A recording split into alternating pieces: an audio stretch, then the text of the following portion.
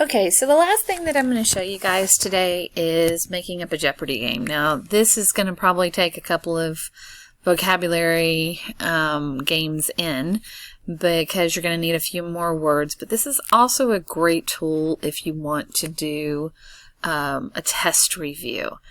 It takes a little extra time, but it's really a lot of fun for the kids, and they really enjoy it. And you can play it a couple of times.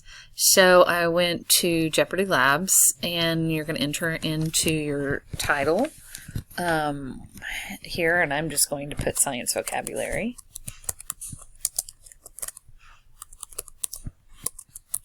Alright, so whoops, I got a big O there. Let's fix that. So we're going to put in vocabulary. Then you can enter your category names.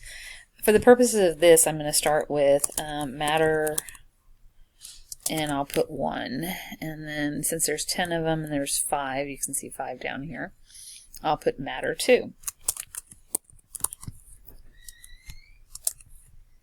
And you can continue on, like if you have research vocabulary words, if you have light or sound or whatever other vocabulary words you want to have, and you can put your categories up here. But I'm just going to stop there and show you how you can add these in. You simply click on your $100 question and it says type something.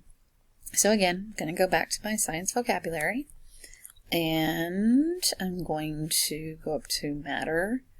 All I have to do is double click, highlight, Control C, go back to the template that I had, click in there, Control V. Now I have my question prompt, and then of course the correct response in Jeopardy is always a question, so I would put in what is matter. So I've got what is matter, and then I would continue. So of course this isn't going to show up until you click on it in the actual game when you launch the game. And you just keep adding them into the slots on the game. And like I said, this one takes a little bit longer to create. However, it is really an engaging activity for the kids. So we have the amount of matter in an object, so that is what is mass.